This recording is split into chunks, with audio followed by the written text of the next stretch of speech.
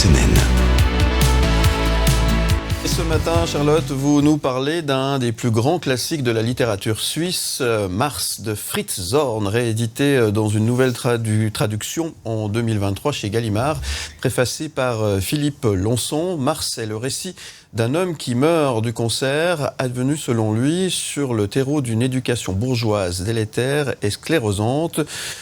C'est sympa votre truc. Une maladie de l'âme, plus que du corps, une tragédie contemporaine qui abat d'un coup de massue les carcans sociaux. C'est un livre qui vous a fortement impressionné.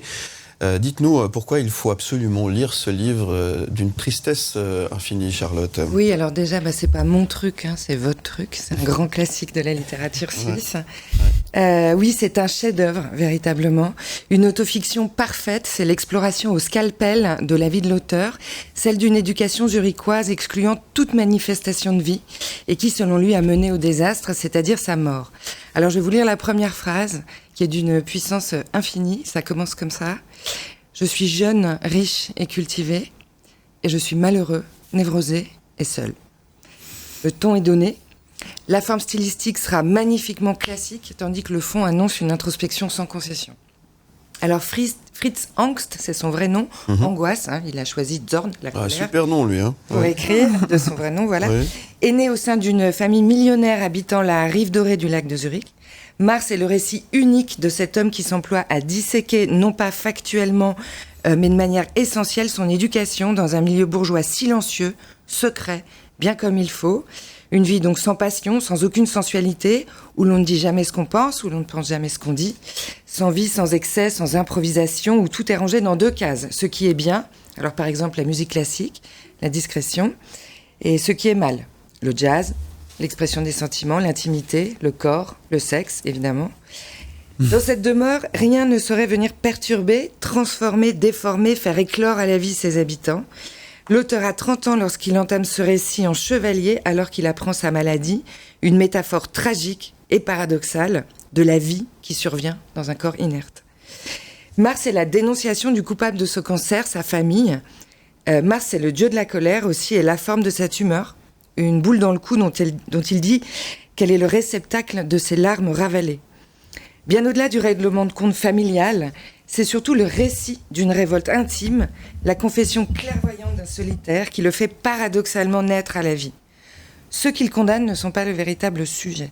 Il s'agit d'accéder à la clarté de la situation, d'analyser les pièges tendus dans sa vie dans une quête et non dénuée d'humour, d'un renouveau profond, tel le Bernard l'ermite, ça c'est une image qu'il emploie, se mettant à nu à la recherche de sa prochaine coquille, la précédente étant devenue bien trop étroite.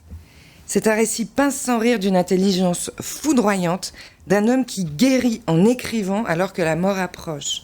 C'est une somme de paradoxes qui tournent sur eux-mêmes comme un cyclone.